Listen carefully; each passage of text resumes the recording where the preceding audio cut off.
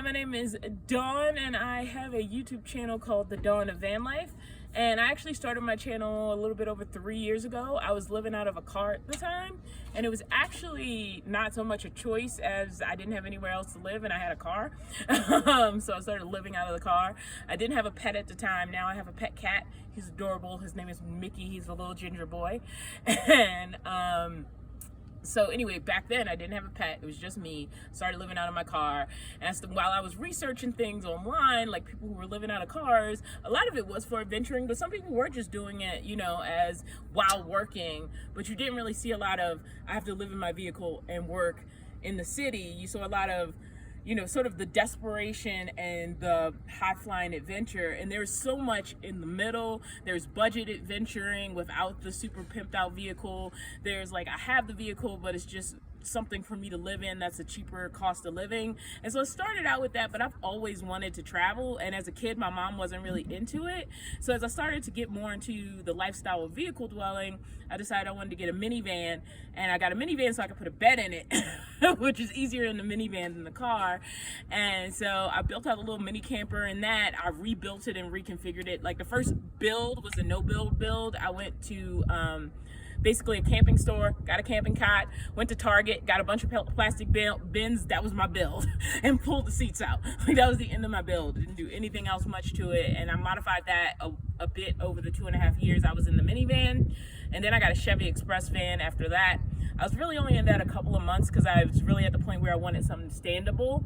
And not a lot of people use the box truck format, but I'd seen a couple, and I decided I really wanted to try to get a box truck or a box van because technically it is a van. The cab is a Ford E350 cutaway van with an 8x12 box on the back.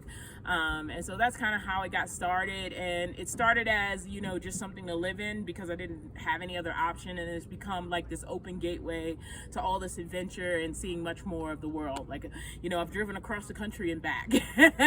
And I never had that opportunity before I kind of entered the vehicle dwelling lifestyle. And how many years have you been doing it? A little bit over 3 years. What's the best kind of soul searching or soul nurturing advice you can give? That's a deep question. It is. A picture, a lot of people see pictures on Instagram, and that picture is just a second. And it does look beautiful when you're actually like, this is great because there's community, but like when you first start going out, more than likely you're going to be going out by yourself, and you're going to have this moment of being in this beautiful place and then suddenly having to figure out how to like live with yourself and actually figuring out how much you like yourself. And I have to say, like, I grew up with a lot of self-esteem issues. I'm not going to say they're all gone, but I have to say at this stage in my life, I like myself. I've learned how to enjoy my own company, you know, how much I actually enjoy my own company and my own space and having that peace in the world. But it was hard because when you're in these environments that are going a million miles a minute, you never really have to take stock. And after you get over that moment of, wow, this is beautiful, you get into this introspective place of how much do I actually like this moment of being with myself and really getting into yourself. And if there are things you don't like how can I change it? So I love that sort of aspect of it, especially as a solo traveler. All right. Thank you so much.